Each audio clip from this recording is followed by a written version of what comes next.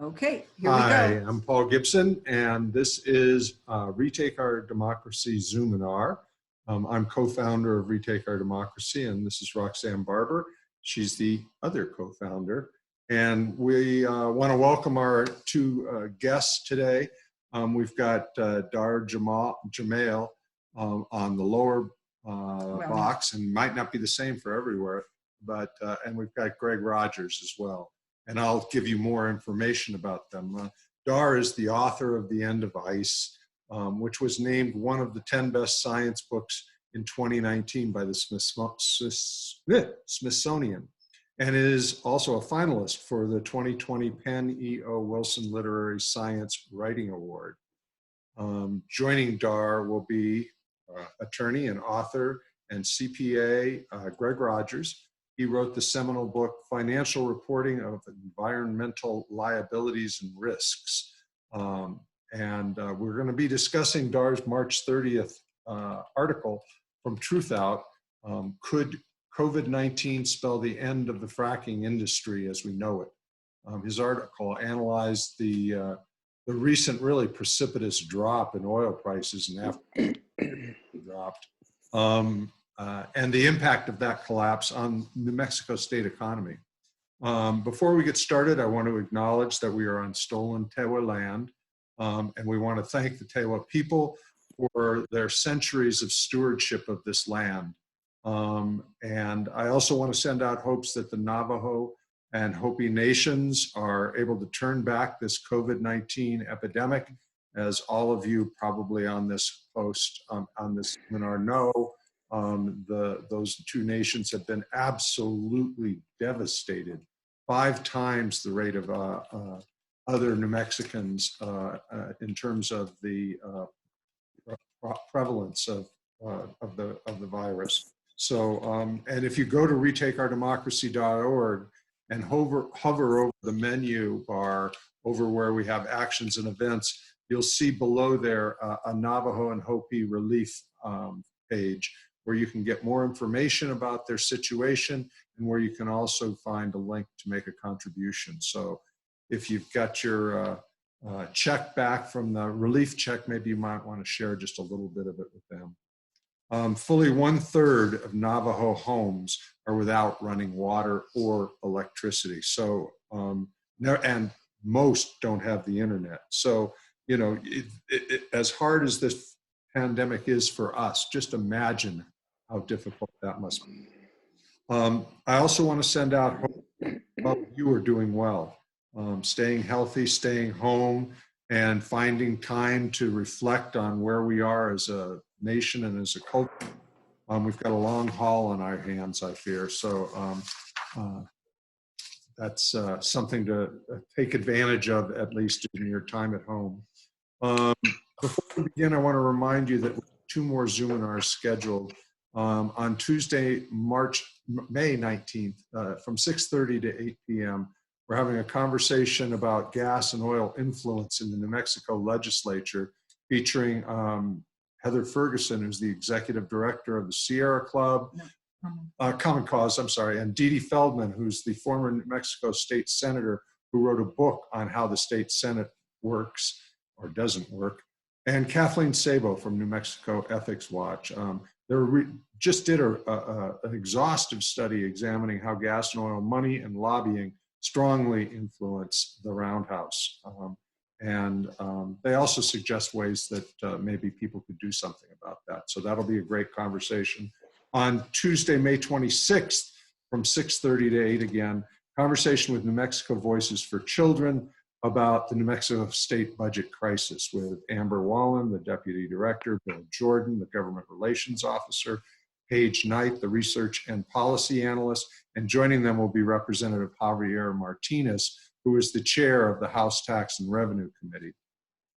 We'll discuss the dire state of the New Mexico state budget and plummeting gas and oil prices and their impact on that crisis. So you need to pre-register just like you did for this Zoominar. So you just go to retakeourdemocracy.org and hover over that actions and events menu bar. And down there, there'll be another link that will take you to Retake Zoominar series for information and registration. And it's also a way that you can go and listen to and watch any Zoominars that you may have missed. For June, we're working on Zoominars on the Health Security Act and on public banking in New Mexico, so stay tuned. And so Roxanne's going to take a moment now just to tell you a little bit about the orientation to the event today and how the Zoom works. Okay, hi everybody. I just want to say one thing about the fact that we're sharing a screen sitting together. It's not because we're joined at the hip. So it may feel that way sometimes, especially during COVID. It's if we both log on with screens, it's too much for our Wi-Fi or our internet, and it slows it way down. And since we're hosting, things run faster if we just have one connection to Zoom. So for tonight's program, we have a series of questions that have already been developed, but we will also be taking questions from the audience. So I'll tell you a little bit more about that. We're not going to use a timer, but we would like the speakers to keep their answers to 3 minutes or so, maybe 4 at the most, if you can. And so we'll spend the first hour on those predetermined questions, and then we'll spend 30 minutes taking questions from the audience. So that'll be around 7:30. What you need to do if you want to ask a question, at the bottom of your screen, there's a toolbar. If you don't see it, then take your cursor and hover down toward the bottom and it should pop up.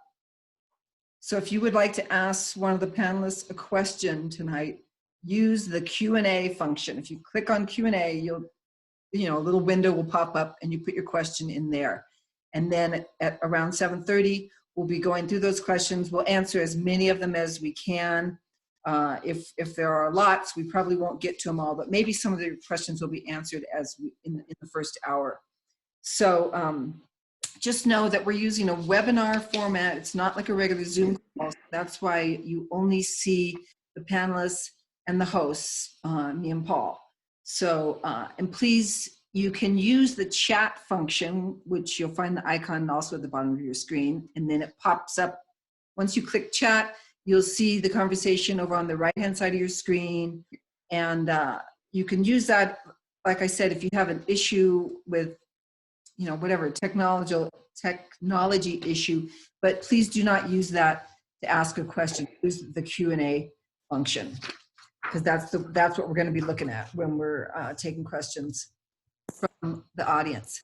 So one more thing, if you're only seeing one person, the main speaker, that's because you've got your screen on speaker view, and maybe that's the way you want to do it. But if you would like to see both panelists and the hosts all at the same time, you got to go to the top right-hand corner of the black screen and click on gallery view, and then you can see all three.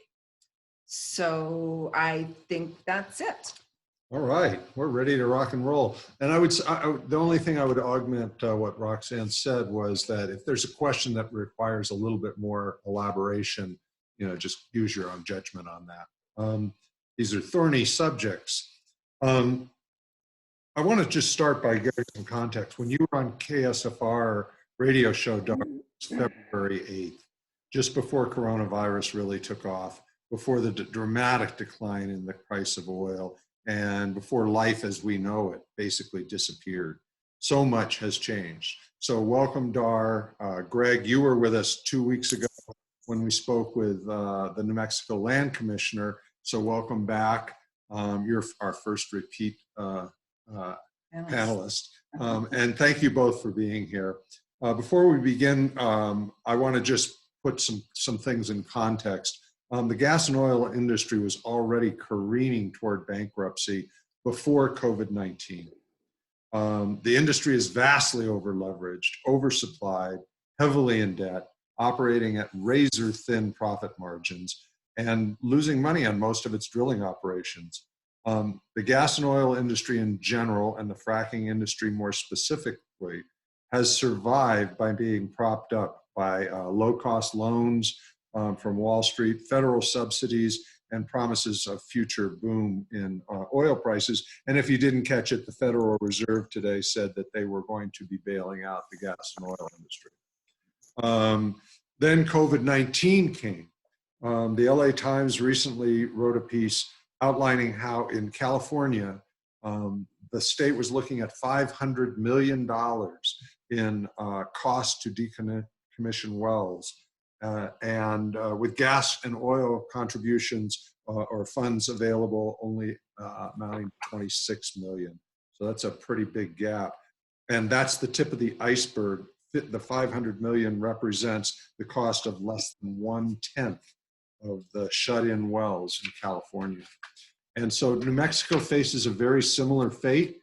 And as its bonding levels are basically laughably low when compared to reasonably uncertain remediation costs. It's not a good position at all. And that is the context for our discussion tonight. What can the state do to mitigate the damage? Can the state land office do anything? And what can we do as a So there we go. We're ready to rock.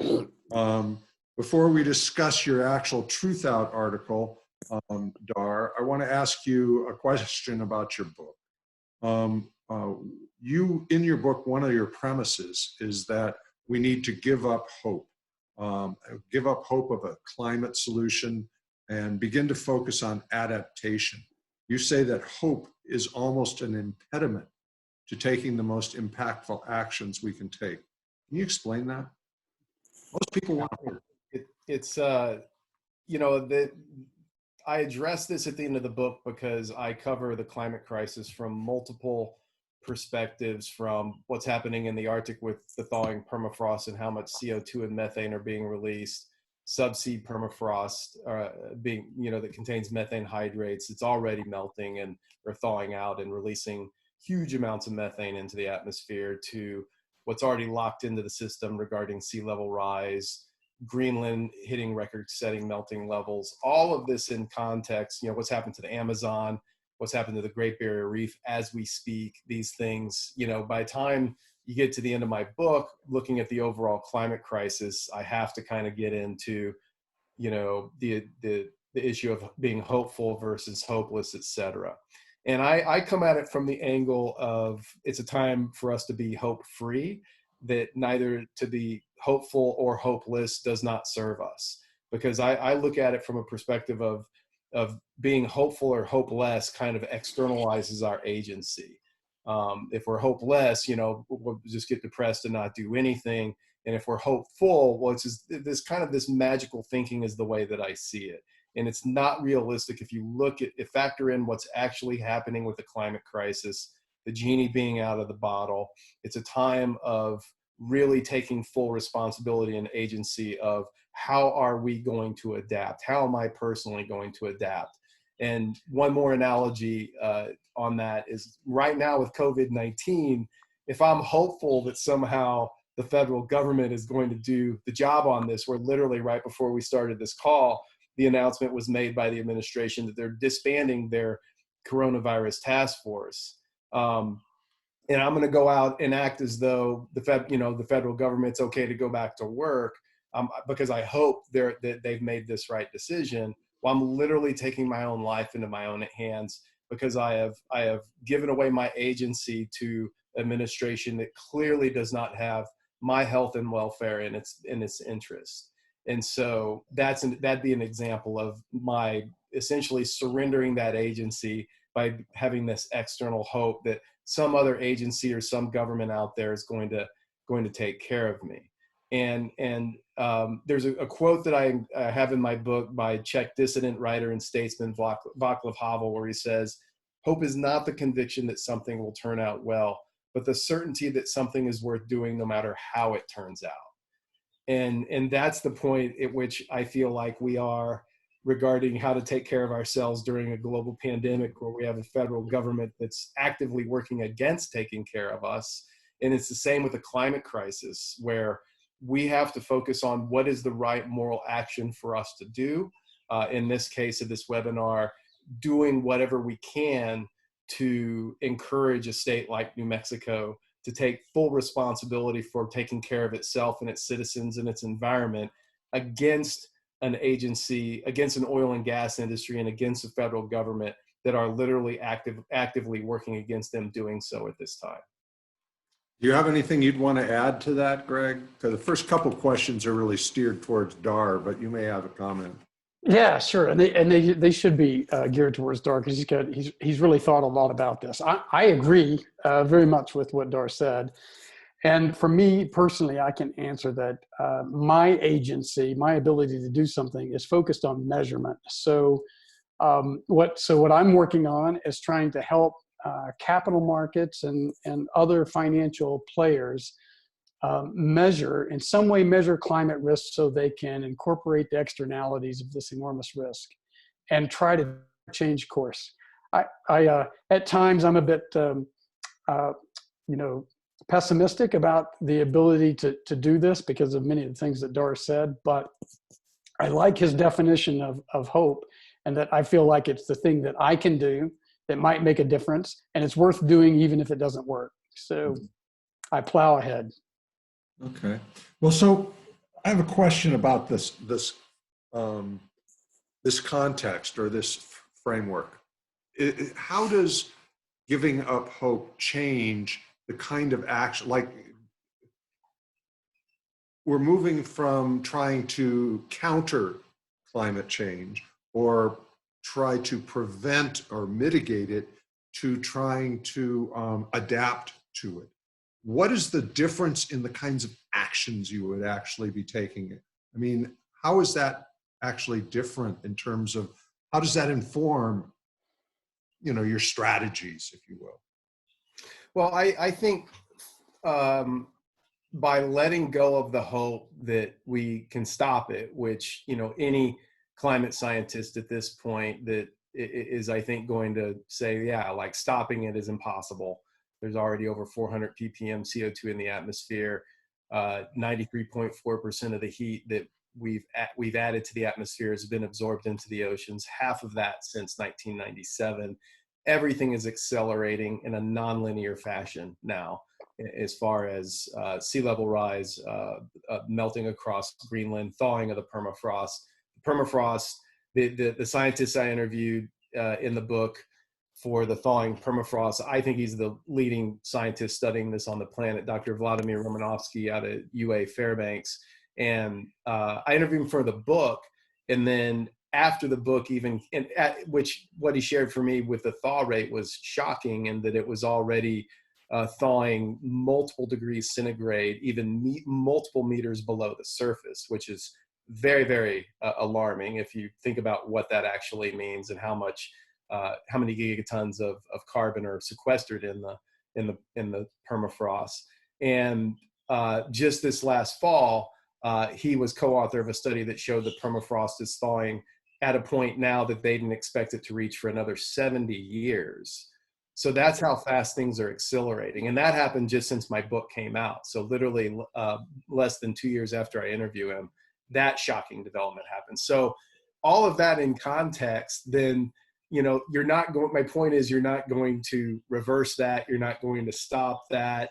You're not really going to slow it down. So we're left at a point of, how are we going to adapt to a world where we have X number of degrees C warming already locked into the system?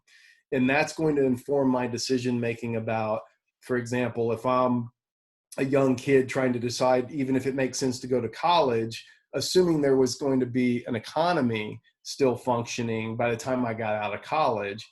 And now with COVID-19, that just accelerates everything even that much more intensely, where kids, I'm talking with a friend of mine earlier today who teaches high school, who's saying, we don't even know how we're going to run school in the fall up here. We're talking about already not having kids come to class. So my point is, like, that's adaptation, right? That's acceptance that we're in this coronavirus crisis that's going to be with us indefinitely now, minimum 1 to 2 years. That's what all the leading scientists are warning of. That's how much time it's going to take to get a vaccine, minimum probably another year, more likely probably 18 months. It's possible that there might not even be one. And so we have to start adapting accordingly. You don't just go live your life like this is happening this is somehow going to get resolved. So that's what I mean by adaptation. Be smart, go out and, wear a mask, wear gloves, be very, very safe, minimize public interactions as much as you can, et cetera. Similarly with the climate crisis, does it make sense to me to be acting, living my life, flying like crazy, emitting tons of carbon, acting as though somehow this is not going to have an impact? And even if, just like the quote that I read about doing things because they're simply the right thing to do, that we have a moral obligation to behave as adults and behave accordingly with what this crisis is dictating in our lives now, despite the fact how bleak it appears to be and how grim things appear to be. We still have to do our best to take care of ourselves, those we love, and the planet that we live on, regardless of how bleak things appear to be. And yes, they do appear to be, from my perspective, extremely bleak now on all fronts. Yeah. Oh, well, let's shift gears and talk a bit about the topic of the night, which is, could COVID-19 kill the fracking industry? And what are the implications for New Mexico from an economic and environmental perspective? And I don't know if you saw this, but just today, Exxon announced it would be shutting down 75% of its Permian Basin operations. So fracking is definitely reeling. Let's also include in the discussion the impact of the collapse of oil prices may have on plans for infrastructure. There was big plans for investments in hotels and roads and businesses in Southeast New Mexico, and it was all predicated on a robust fracking industry. So, maybe chime in first, Greg, on this one, since this is an area of your expertise. Well, yeah, sure. Happy to, Paul.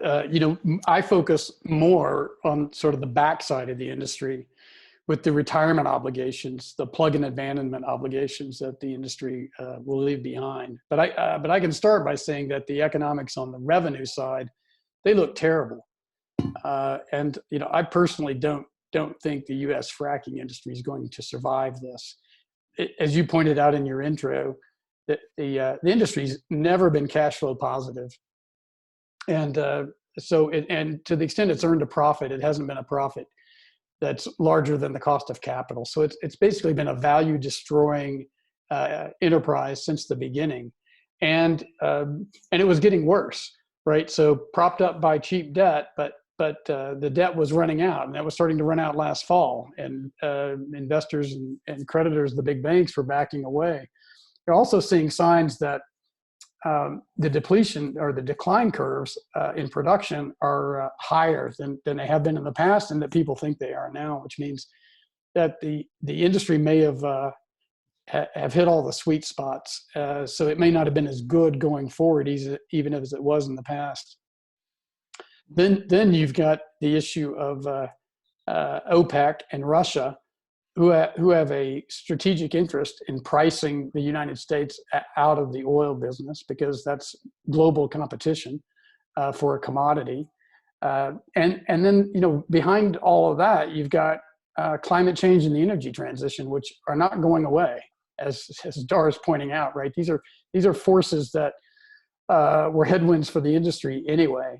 And then you get to my issue, which is that you've got a massive retirement debt that hasn't been properly funded and financed, and that when the industry can't pay, is going to get handed over to the states and the federal government, and more directly to the citizens and taxpayers of this country.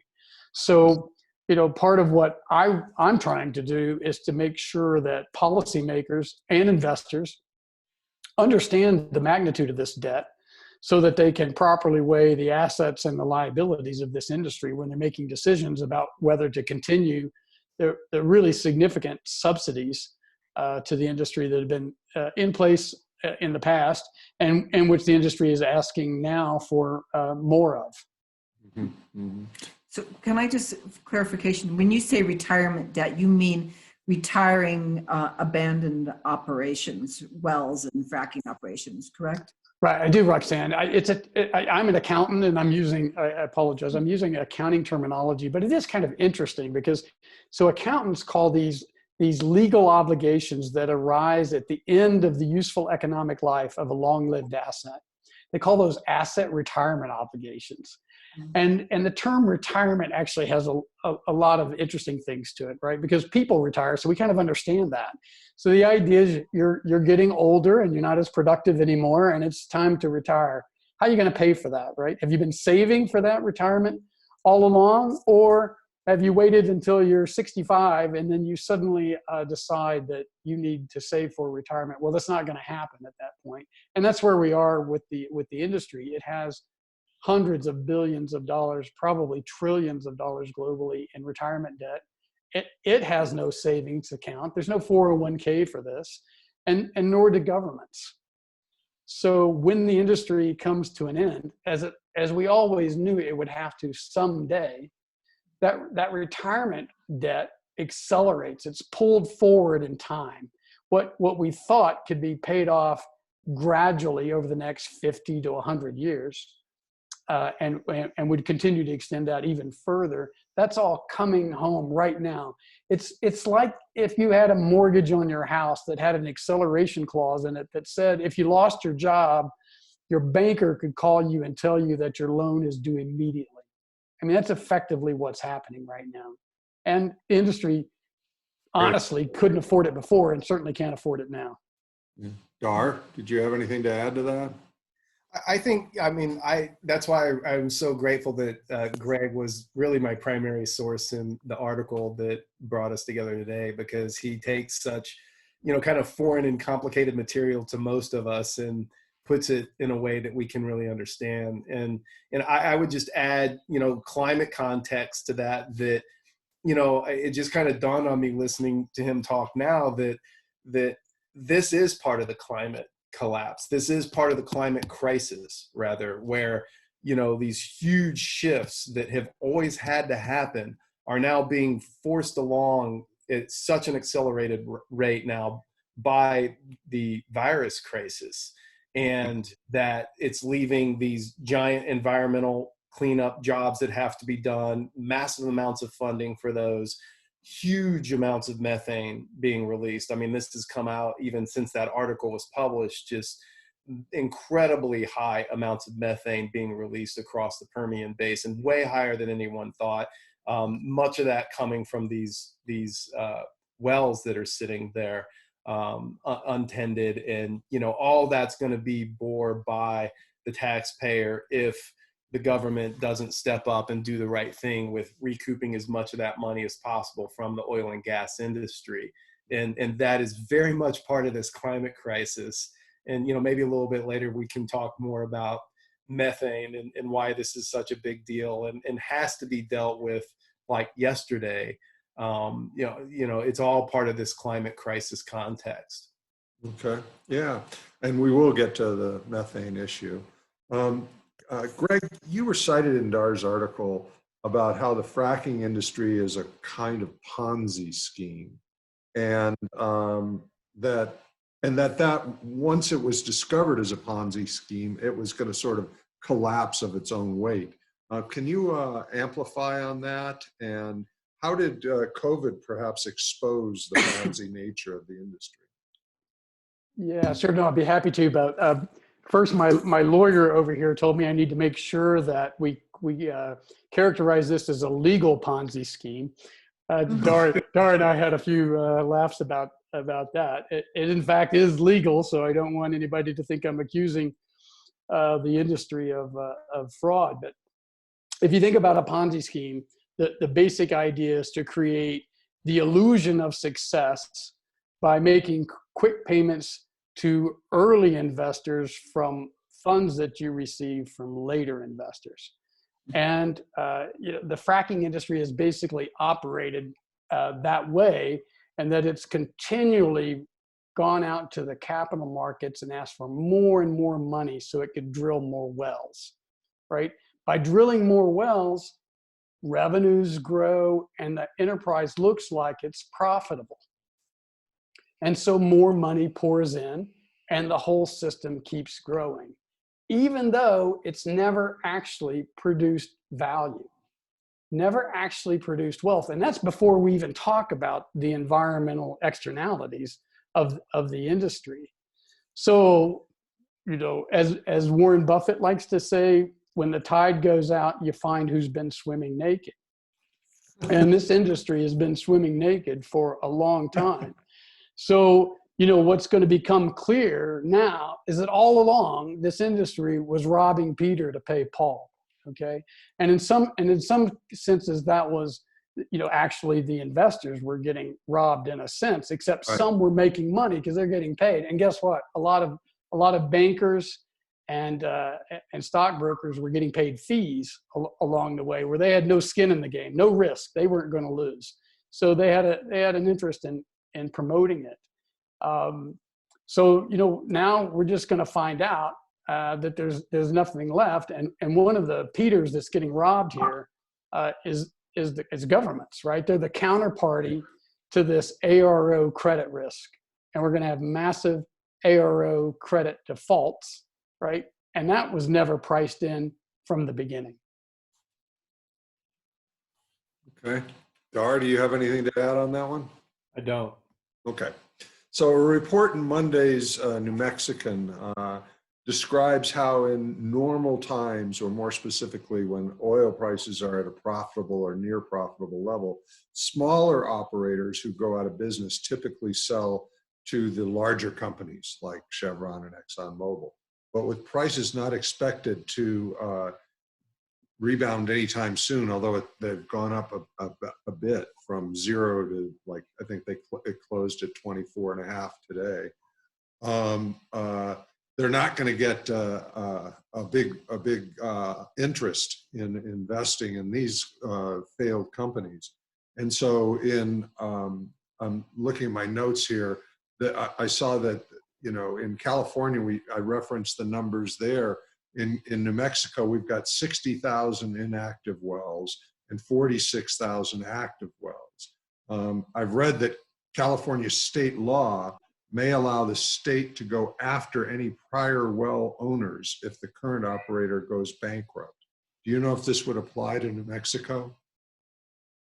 Is that a question for me? Yeah, or for either of you. Yeah. Well, it is the law in California that the government can go after prior operators of a well back to 1996.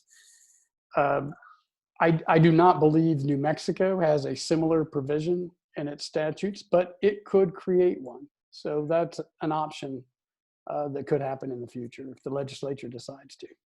Okay. Well, they've been really good about creating bills that regulate the gas and oil industry.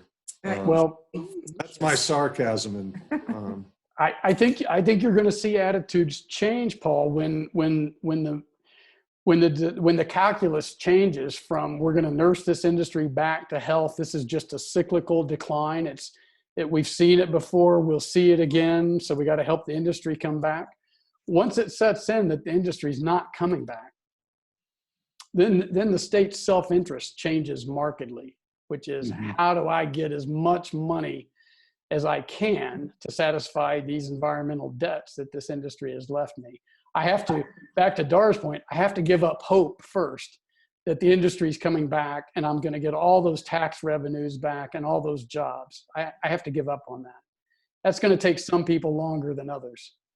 But when they get there, they're going to realize that there is a finite pool of assets in the industry, even globally.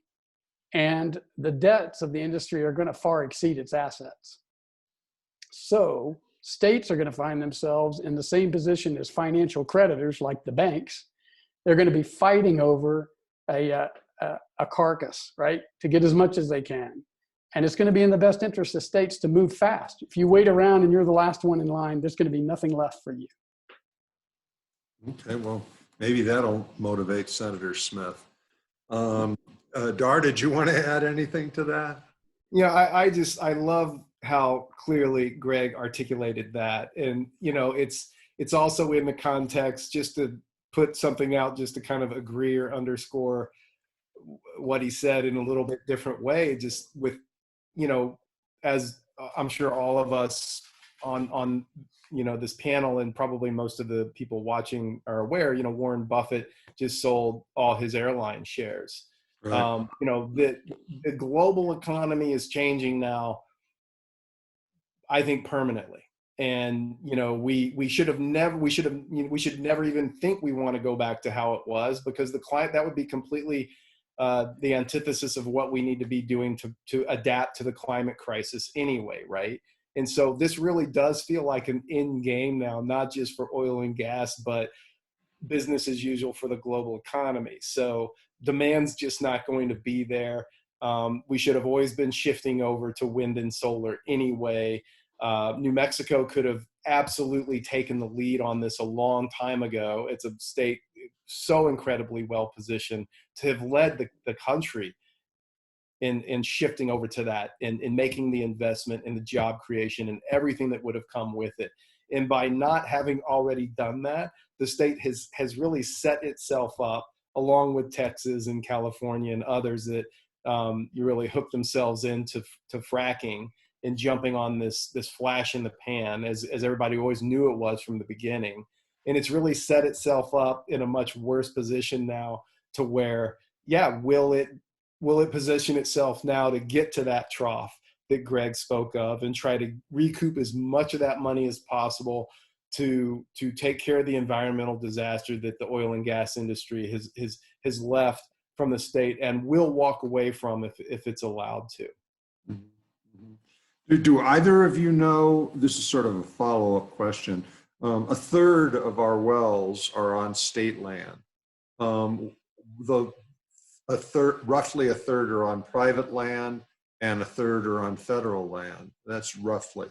Are the wells that are on federal land, is it the federal government that's obliged to, and that Trump would help immediately, but we have hopes that maybe we'll have a different president soon. So would that responsibility fall on the feds, and what about with the public land? Yeah, let me take a crack at that one, Paul. So first of all, these are legal obligations of industry, right, of the particular operator. So they are liabilities. These actually appear on the balance sheet as liabilities for the companies. If the companies default on those, it doesn't become a liability to the state, either the state or the federal government. The state or the federal government have no legal obligation to go out and plug and abandon these wells, in other words. But the reason that we plug and abandon wells properly and according to legal standards is because doing so helps protect human health, safety, and the environment. And so if industry is not going to do it, then citizens are going to be impacted by this.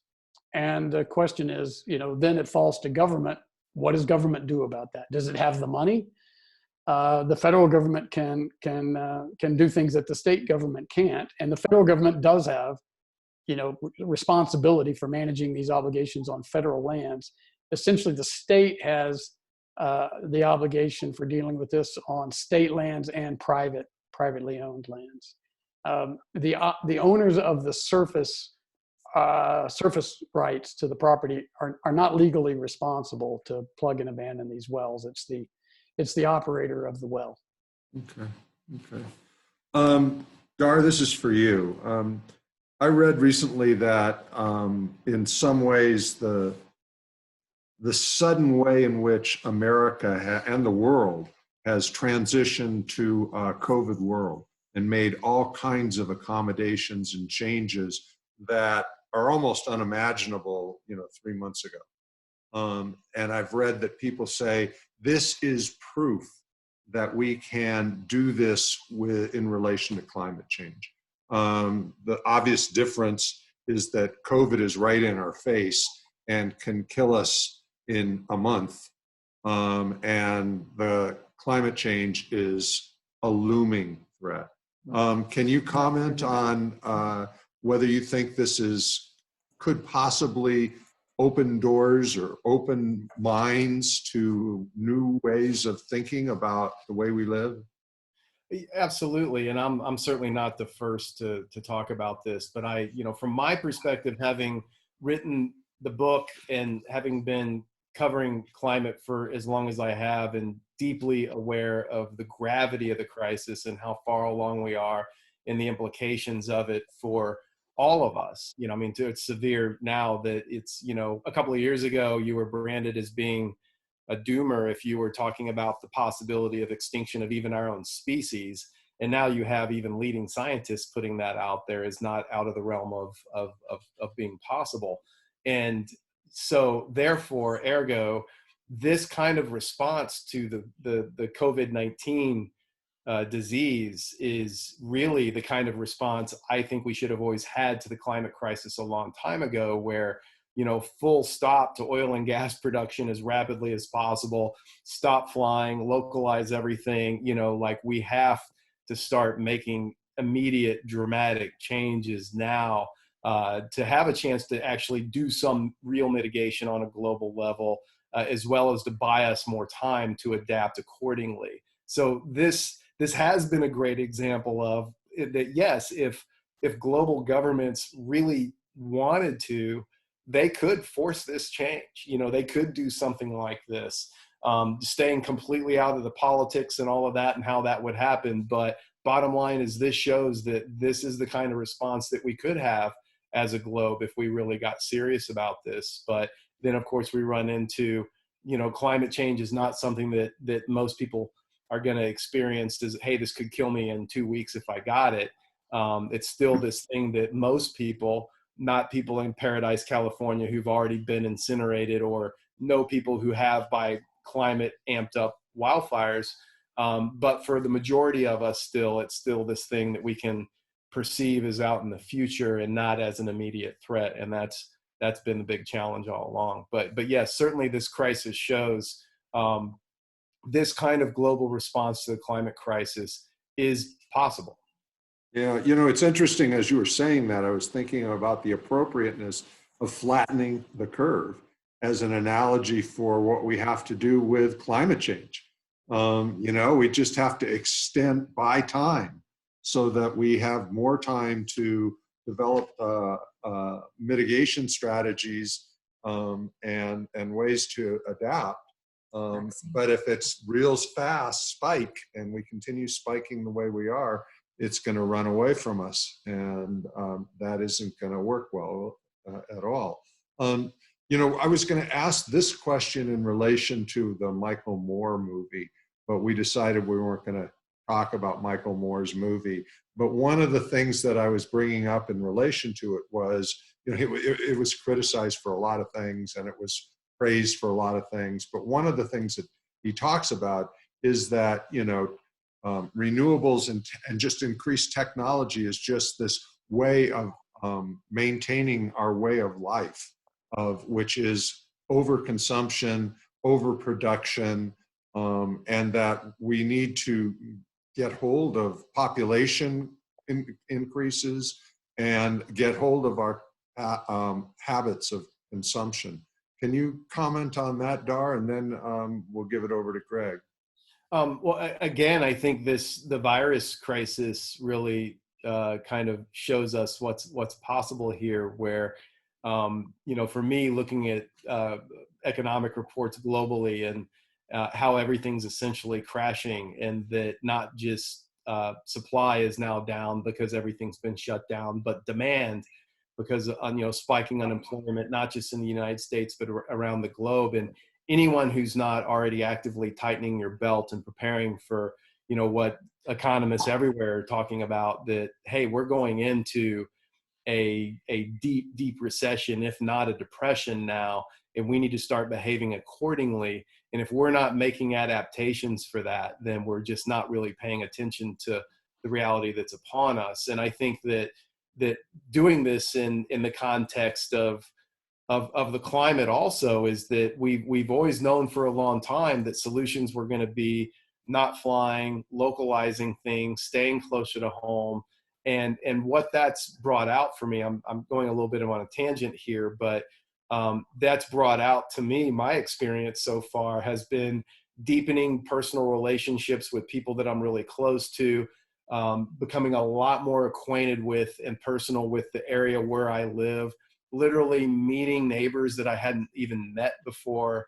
And I live in the country, I live on a dirt road, but like literally it's forcing this lifestyle that just happens to be much more in concert with the earth anyway, and what environmentalists have been talking about for decades, that this is the way we need to be living if we're going to seriously adapt. And I guess that brings me to my point, is that we all have to make deep changes and sacrifices in our own lives. And that means marking the ending of this false lifestyle that's been provided by this oil and gas economy that was never friendly to the earth in the first place. In fact, I would argue it's been a homicidal relationship with the earth, and marking an ending of that lifestyle. And that just so happens to be a lifestyle that's a lot more friendly to the earth and to all of us, each other. And it starts doing away with some of this economic disparities and getting back down into what's really important on a personal and humane level. Greg, did you want to add to that? I would just add to, putting the accounting twist on this, right? I think we just are not honest with ourselves. And the problem for me just comes back to externalities. And when we have common resources that we can destroy and pay no price for that, we do it through pursuing individual interests. I think if we can come to terms with the fact that these common resources have enormous value to us, and find a way to price them in to the economy, we can fix this. It's just that we choose not to do that, partly because it's hard, and partly because a lot of people have a strong self-interest in not doing so. So if you could characterize it in I don't know, how would you characterize if the COVID-19 is a canary in the coal mine? How would you characterize what the canary is saying? Is that to me, Paul? Either. Well, I'll take a shot at it. Okay. I think the canary in part is telling us that exponential growth and nonlinear interrelationships can be devastating, and they can be devastating in a hurry. And because of and when there's long delays, it's like you're sitting. I heard the analogy that you're sitting at a stoplight and behind 20 cars, and it turns green, and you're not going anywhere. And you're going, why am I not going anywhere? You're just sitting there because you're waiting. And we as humans are not good at understanding cause and effect relationships when there are long delays put in between the cause and the effect. We're just not. It's the realm of experts. And right now in our society, we are having a huge battle between those that have common sense, which did get human nature, allowed us to survive this long. But we're in the land of the wizards right now. We're in the land of the Tony Faucis. We're in the land of people that understand statistics and modeling. And it is no different, in my judgment, between COVID-19 and climate change. COVID-19 is just more immediate. The feedback loops are faster, even though they're still fooling people. And the climate feedback loops that Dahr is talking about they're a lot longer, and they're very hard to see unless you're an expert who's looking really hard to see these. Our world, if we want to have the most people survive, is going to have to regain its respect for knowledge and expertise, and for those people that spend their lifetime studying something in depth so that they can make sound judgments in cases like this. Mm-hmm. Dahr? Yeah, I really appreciate everything Greg just said. And I would just add a little philosophical tangent in that I think the message from the virus, or the canary's message in this case, has been stop and go inside and really look personally at what's really important and what should I be dedicating my life to.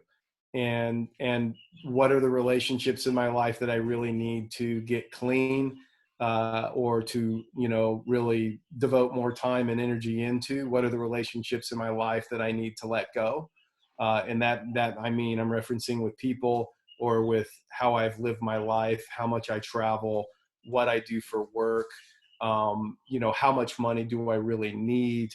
What can I really do without? Like, I think these are the kinds of questions that this time, if we use it well, on my better days, that's what I'm looking at, and doing things that I was always too busy to do before, which usually happen to be the things that I really most want to do anyway, which are, basic things like growing my own food, writing in a physical journal on a daily basis, reading more books, spending time with people, listening to people, just really slowing everything way down, which just happens to be the at least theoretical goal of like the big amped up oil and gas fueled lifestyle that we've been sold is the thing that we should aspire to anyway.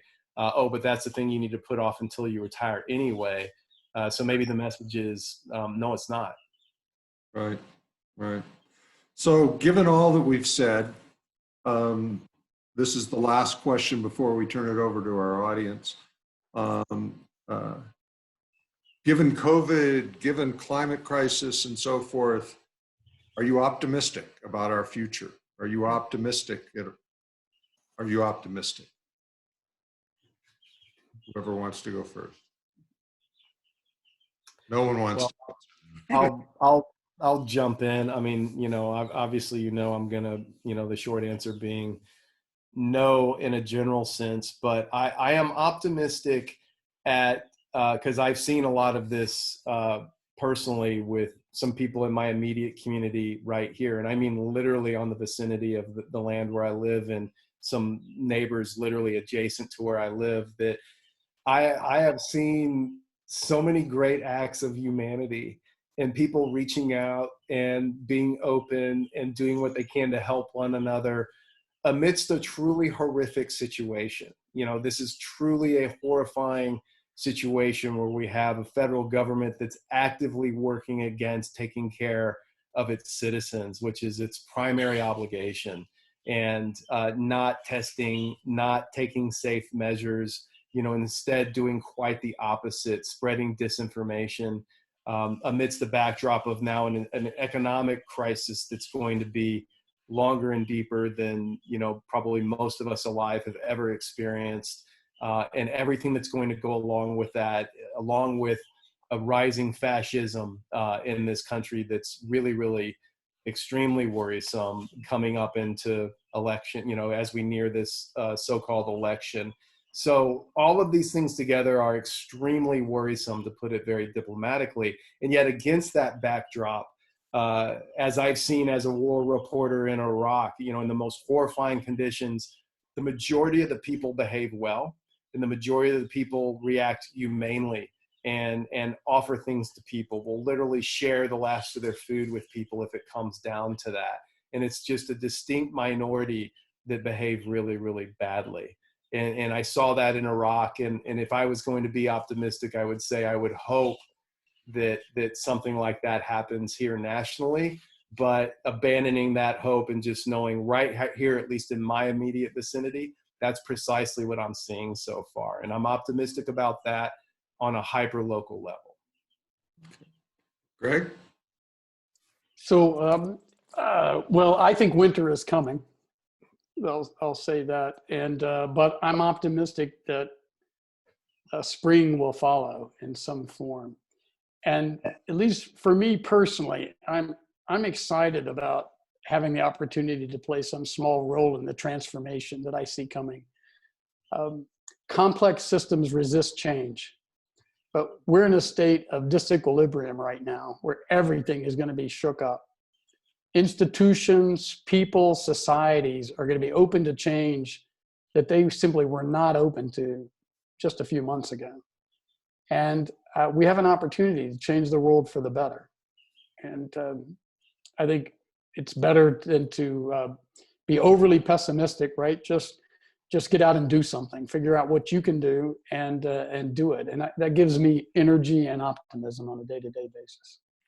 So Roxanne nudged me after I said this is the last question, that part of the way we framed this entire discussion is, you know, you were going to tell us how bad it is, but you were also going to tell us a little bit about what we may be able to do about it. Well, And so,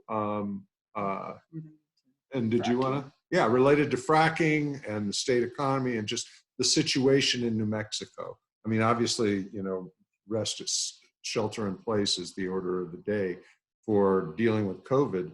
But what about the fracking industry, and what can we do to maybe make this collapse of the fracking industry into the thing we actually wanted in the first place? where does the state go from here? Yeah, where do we go from here in that way?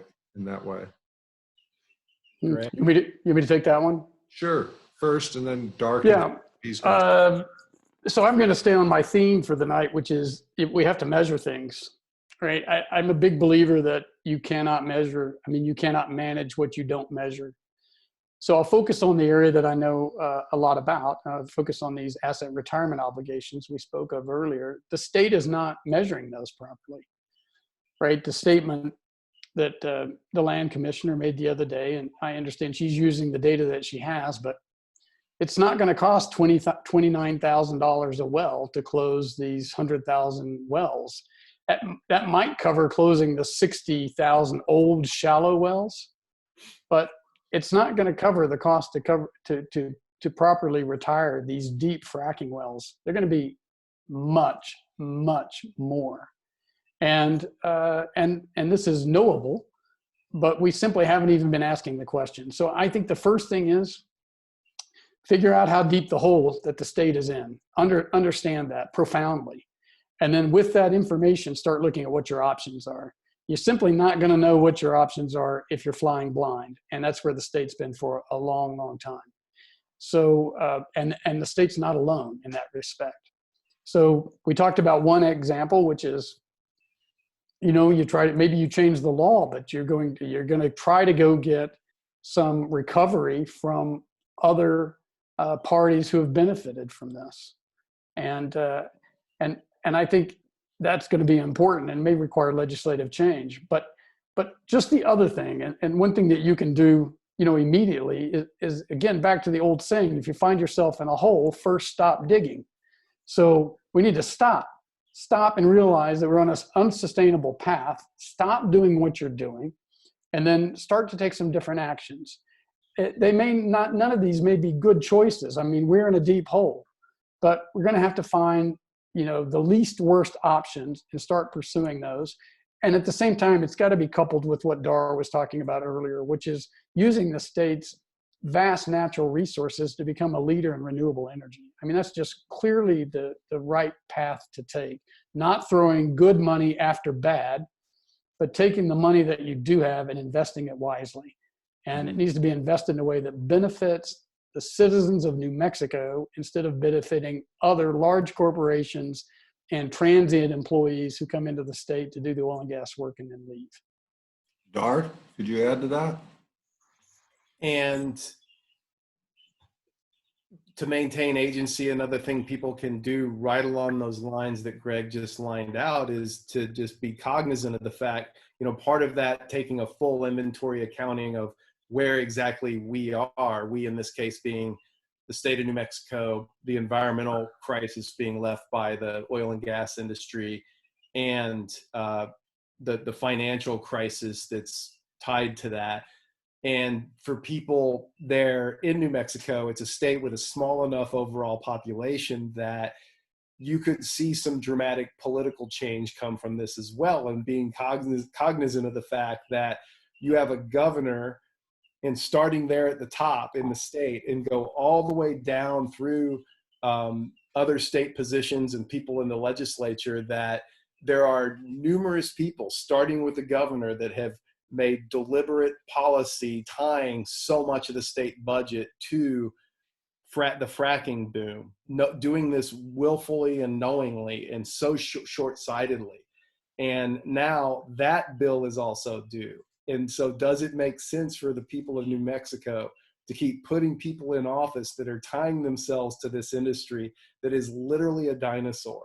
So I think that has to be part of this conversation too, because if those politicians don't make the radical moves now that this crisis has forced upon the state of New Mexico, then it's going to be an extremely dire future. So I think that's a radical shift that has to happen, akin to getting completely off oil and gas and shifting over to renewables as rapidly as possible. That kind of same political shift has to happen. Otherwise, again, what's going to change and what's going to stay changed.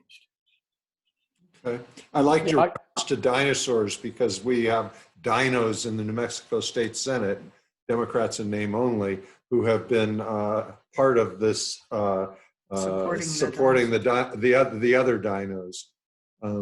So we're going to take a minute here. We have a poll that we want to ask our attendees.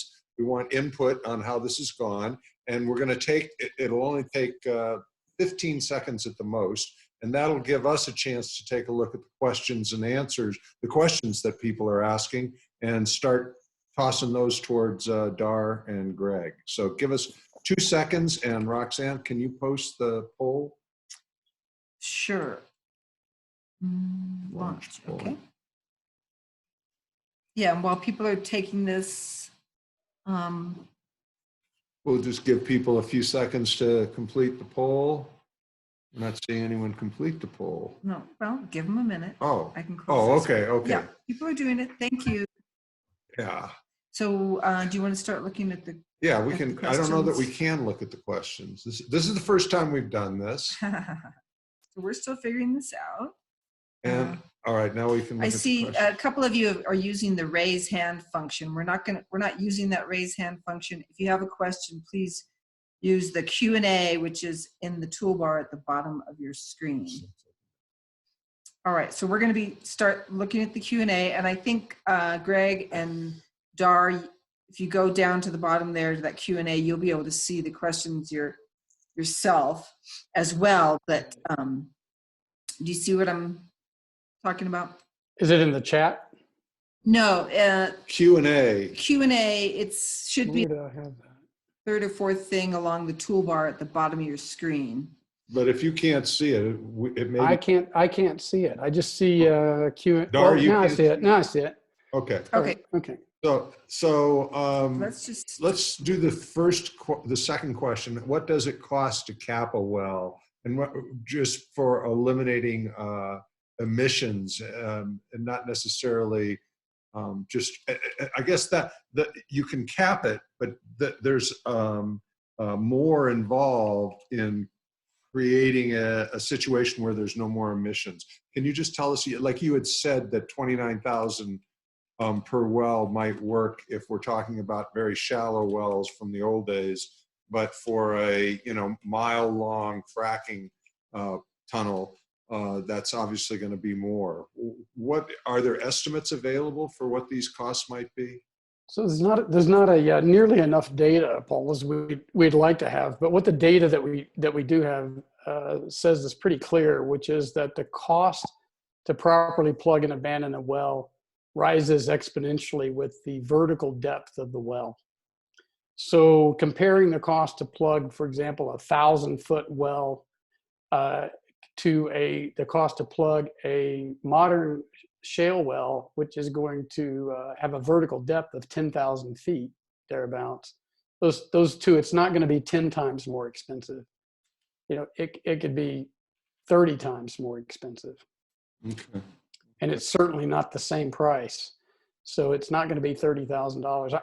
I want to make one comment that I should have mentioned this earlier, but one of the things that we can do now, it turns out the cost to plug and abandon these wells, a big part of it is the cost to rent the rigs that come out to the site and do this. And the cost for these rigs, they go up and down a lot with supply and demand. So you might guess right now they're pretty cheap.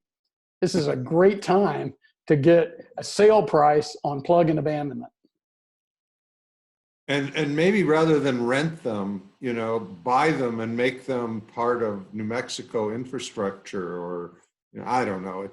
I think that we need to to kill two birds with one stone. I hate that analogy, but it makes the point. And make for economic justice out of this, having workers doing the work and maybe being part of ownership of the organization that does the work. We had another good question here, and this is to you, Dahr, from Marianne Dickinson. She first wants to thank you for your talk at the NHCC a couple of years ago here. But her question is, how do you see the plastics industry, which is supposed to take on the surplus of oil and gas? Is that going to just be the next transition? I mean, ExxonMobil's will be trying to convince us that everything should be plastic, and they'll be using the gas and oil that we were using for fuel in order to produce plastics. I actually haven't followed. I mean, I've only cursorily seen done a little bit of reading about that, and essentially what you said. Yes, that seems to be one of the trends, is that maybe they would start to do that. But I'm going to pass on that. I haven't really read enough to make an educated comment on that. Greg? Well, I think there will be demand for plastics, and so petrochemical as an industry is going to, I think, continue on. But that's not going to fill the gaping hole left by reduced fuel needs for transportation. Not even close. Story of plastic. Yeah. Were you done? Sorry. Yes. Okay. Yeah, I just want to mention, and some of our listeners know this because we've written about it in the blog, the story of plastics, I think that's the title of the movie, was available, and we watched it actually just a few nights ago, and it was amazing, very well done, and just sort of mind-blowing about how plastics, well, they've been pushed on us for decades, but that there's going to be another big push because of the collapse of the oil and gas industry. They're going to really jump on that and try to push plastic even more than they have in the past. So highly recommend that you see it. If you follow our blog, we are trying to, I think, Paul, you're going to work with the producer and get another free screening running sometime Fairly soon. Yeah. I see an anonymous. Oh, go ahead, Dahr. Would it be okay for me to ask Greg a question? It's sure. Kind of a follow up to that one. There are no rules. Yeah, I'm just real curious to get Greg's analysis of, given everything that we've talked about tonight in the state of crisis now that the oil and gas industry finds itself from both COVID-19 and climate crisis, on top of everything that was happening to it before COVID-19. Where do you see, how does this play out in the oil and gas industry over the next couple of years? I mean, it's kind of tied into that plastics question, but just, go a little deeper, broader, what do they do now? I mean, this whole industry is in deep, deep, deep crisis. Where does it go? I'm about as pessimistic on at least on the U.S. fracking industry as you are about the climate, Dahr. I think it's pretty bleak. I mean, I don't know how you prop it up for very long. It's just too much money. I don't think the government can afford it. Now, that's not the oil industry globally, right? But I think the truth of the matter is that we probably have enough oil in Saudi Arabia and certainly Saudi Arabia and Russia to meet the needs you would like to see in terms of the additional oil and gas that you'd be willing to see burned before we go to zero on this. So we don't need the oil from the United States, right? We really need it to stop. And it's simply more economic to get it out of the ground in Saudi Arabia and Russia. Their lifting costs $2 to $4 a barrel. I mean, far lower than the United States. So this is really about geopolitics, I think. I mean, the U.S. may choose to prop up a failing industry simply because we want to have energy independence and, as Trump calls it, energy dominance. That is not going to be good for the climate, and it's going to come at a price tag I don't think America can afford. So if the government, once we get through this crisis and the Fed, at some point the Fed's going to have to tighten, policy and stop financing the entire, U.S. industry. And when that happens, I think, and we're going to start to see it this year. These companies will be going through bankruptcy, so we'll be playing these things out through the bankruptcy process, and then we'll see what the U.S. government decides to do long term. I think the states, and this is part of the reason I want to focus on this and make sure that the states understand the level of the debt, that they're not talking about $29,000 a well. They're talking about tens of billions of dollars in some cases, right? This is a large amount of money. And the states have power. They have agency, which is to require the industry to secure, to bond those debts as a condition of continuing operations. And if they insist on that, we'll find out if the industry can afford it. But I think the industry cannot afford it. And so the states have some control here, but they need all the facts to make, I think, sound decisions and to, answer the questions from those who say, well, the industry has to continue. We have to have this revenue. Well, revenue is good, but liabilities are bad. You need to be able to see both of those at the same time. Okay. We got another good question here. How do you see the transition and adaptation taking place? Is there a Marshall Plan that we're looking at? What the Green New Deal has been described as a kind of solution, but what do you think is going to be required for us to make the necessary change that will enable us to really, really, really advance our ability to adapt? Well, and then related to another question, because I think they're sort of linked. If we're going to be losing so much revenue from oil and gas going down, where and how can we get the investment money to invest in renewables? Well, I'll just take a stab at part of at least the first question and absolutely leave the rest of it. And then certainly the second question to Greg, as long as he doesn't mind. But I think that the first part of the adaptation has to happen up here, which is getting that this is not going to go back to how it was, nor should it. It's always been a predatory economy anyway, causing these huge disparities in wealth, exploitation of the planet, death of biosystems to the planet. We're in the sixth mass extinction. So to think we should try to get back to that has to be let go. I mean, I think in a way it's progress, the fact that we've been forced into this position where we have to start making dramatic changes now and adapting accordingly. And so, first that starts up here. And also part of that means, I think, taking a very sober look politically at this country, where we have a regime in power now that, if this next election happens and is allowed to be legitimate, absolutely would be, I think, the single most important election in the history of this country. But also looking soberly, does that mean that those in power actually willingly leave office? I personally, my analysis, having worked in dictatorial and authoritarian regimes across the better part of the Middle East for a lot of my journalism career, is I already see moves being made and systems being set in place that they may well not leave. And so then what does that mean? And what kind of political crisis does that bring to this country when people understand, okay, we're now officially in an authoritarian state. Let's not keep pretending that we're in a democracy. So I think that means changes get down to a local level, local being on a state level, or even a county level. And so what can happen here? And this is, we started to see,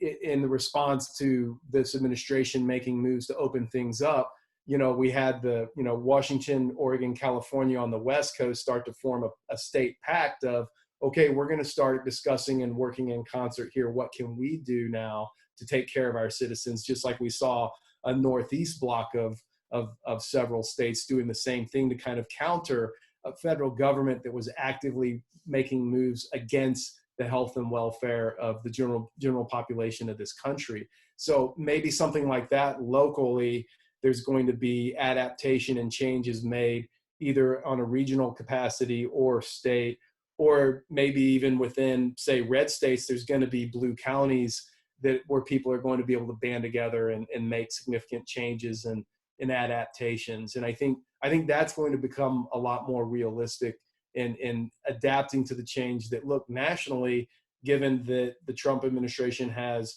the White House, the Senate, they got the GOP in lockstep, they've got the Supreme Court, and they're appointing lifelong judges now at a dizzying rate and have already appointed upwards of nearly 200 at last count.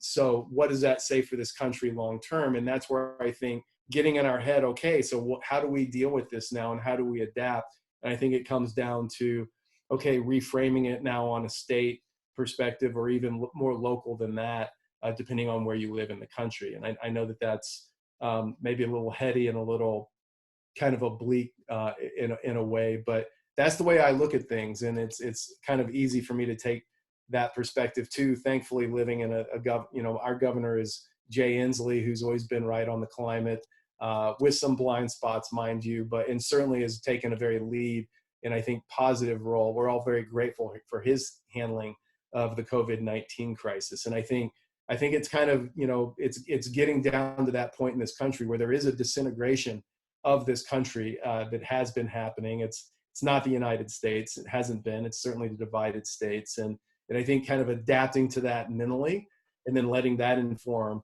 what kind of actions am I going to take and how I can be of service to people in my immediate life and in my immediate community. How can I be of service? You want to? So I think I agree with all of that. And I particularly agree with Dahr's comment that we shouldn't be trying to go back. This is not the time to fix something that was broken in the past. This is the time to create something entirely new. And I don't have a specific policy prescription, but my deep intuition is that there are enormous untapped human capabilities, and that if we can all align ourselves towards a common objective, right? And it's going to take something really, really painful to get us to do that. Something like the Civil War or World War II following the Great Depression. I think we can do almost anything. Right now, we're so divided, we spend most of our time fighting with each other and arguing about things that really don't matter. So I'm optimistic that once we make up our mind where it is we need to go as a society or as a world, that we can do it. So we have a lot of questions, more than we can answer in the next 10 minutes, and we need to take a minute or two to close at the end. Have you, Greg and Dahr, looked at the questions? Is there anything in there that catches your attention that you would like to answer, or should we just go ahead and keep picking? Oh, you're muted, Dahr. I see one. Again, I'm going to take advantage of my position and ask Greg this question. If you were a New Mexico state legislator, what is the first law or change in existing law that you would introduce to start addressing these challenges? Specifically the ones that you've talked about, Greg, to the state. Yeah, I just want to mention that was question was asked by Rebecca Huck Stair, who is running for New Mexico State Legislature and was just endorsed by, I think, the Adelante Progressive Caucus.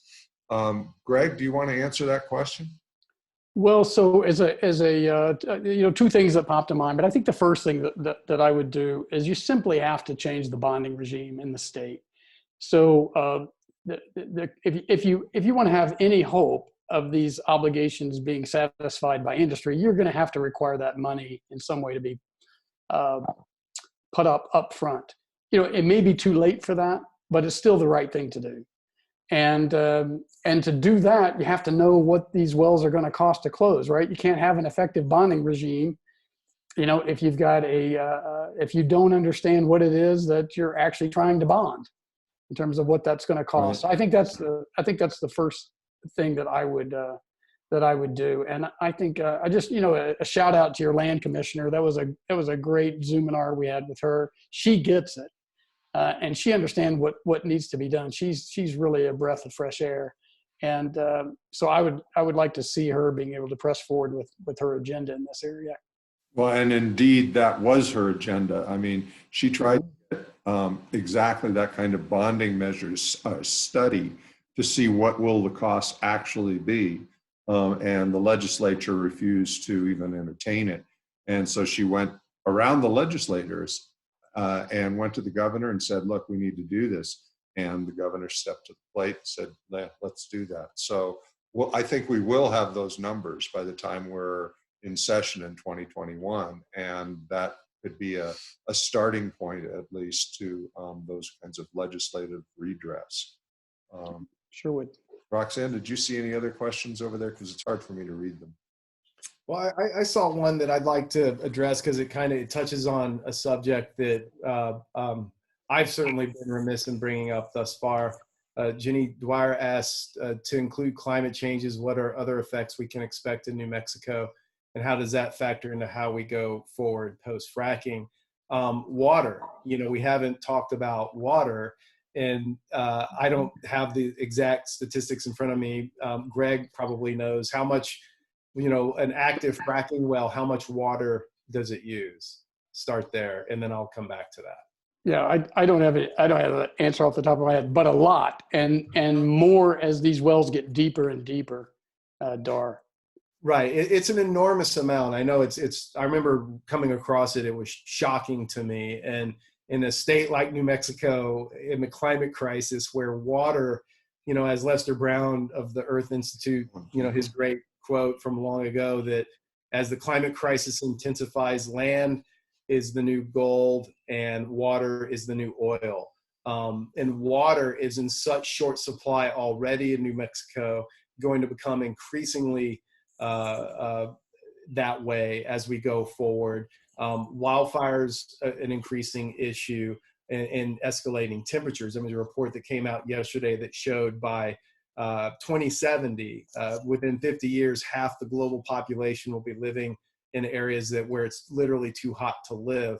And I think the better part of New Mexico is going to be included in that. So adaptation is going to include things like where can we shift these hotter areas where people currently live to where they're going to be able to keep living somewhere in the future, and thinking about their kids and grandkids. Where are we going to get more water? How can we start adapting our lives now to less water? And what does that mean for the state? These are the kinds of things where there's jobs in that. There are people making deep adaptation in their own lives to that. And these are issues that, along with everything we've talked about with oil and gas and fracking today, but these are huge, huge issues now, and specifically water, that have to be addressed by the state government going forward. I need to make a correction. I misspoke. It wasn't the Adelante Progressive Caucus that endorsed Rebecca. It was Working Families Families Party. So apologies on that. Earlier in the discussion, Dahr, you said, I hope we'll get back to methane. And just as we had overlooked water, we had overlooked methane. And so could you take us where you were hoping we would go in relation to methane?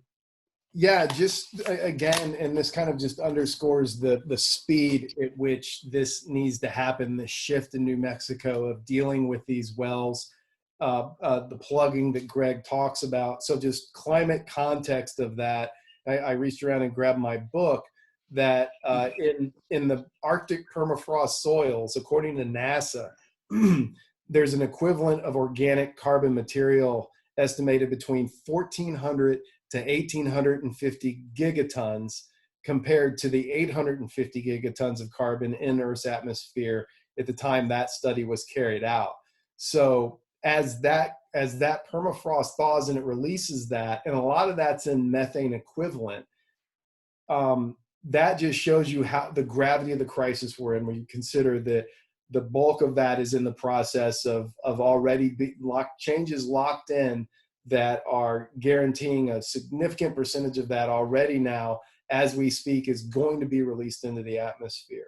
So releasing any more methane by the oil and gas industry via fracking in New Mexico, either via active fracking or letting these wells lay there unplugged and not addressing that in the climate crisis, is complete, utter insanity. And time is against us, just like dealing with water issues in New Mexico or at the economic crisis that's now upon the state.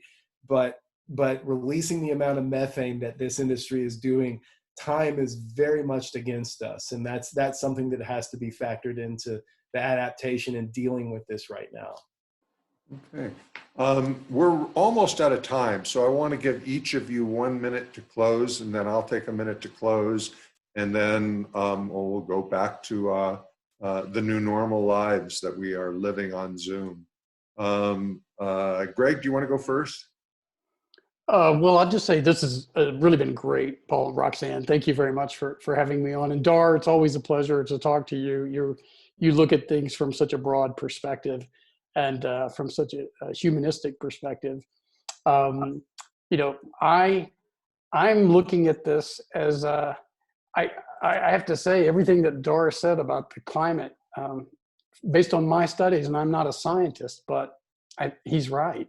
And I mean, we're up against a huge challenge, and our political leaders don't see it. They simply don't see it. So, or they're not acting on it. And there's very little hope, I think, that we're going to suddenly have concerted global action on this anytime soon. So I think it's important for people to look at where there's leverage, right? Where can you actually make a difference today within the system that we have to create change? And I think Dahr is doing that in his writing. I'm doing that by focusing on finance, right? In my humble view, capitalism got us into this mess, and capitalism is perhaps one of our better hopes of getting us out. But we've got to measure things better. We're simply not measuring the right things, and therefore we're making a lot of very dumb mistakes. I'll close with that. How's that? And I'm still optimistic because I still want to get up and work on this every day. I have a different view on the capitalism thing, but I know we talked about that in the earlier time we did the podcast. Okay, Dahr, take it away. I also want to thank all three of you to be part of this has been great, and I really appreciate Greg's perspective and his expertise on everything that we covered, and it's always a real pleasure talking with him about all that.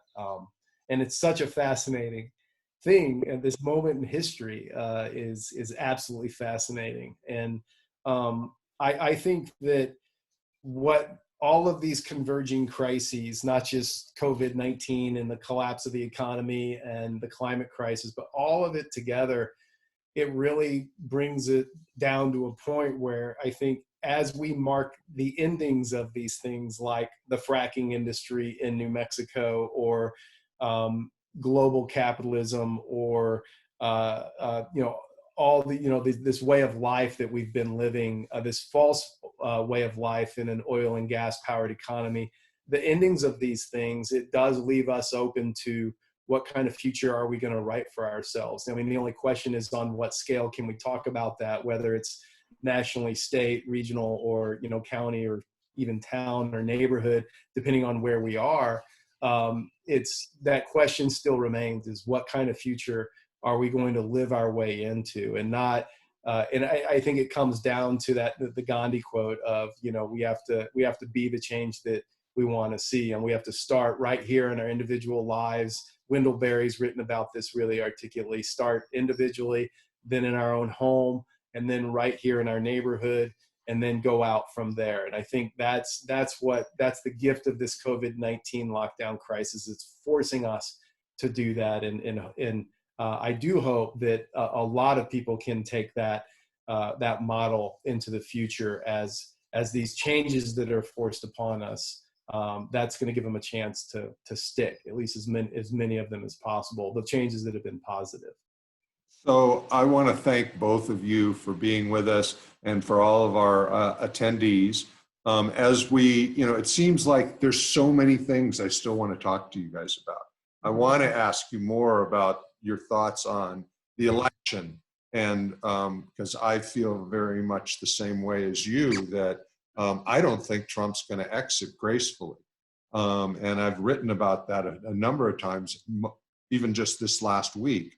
And what do we do? And when we look at what was happening in Michigan and you see those protesters all armed, and Trump's going on the air on November 3rd and says, this is a fake election, they stole it, we're not going to abide by this. I think it's time for my friends, Amendment 2 friends, to take to the streets. What are the progressives in our community going to do? What are our progressive leaders going to do? What are the GOP going to do?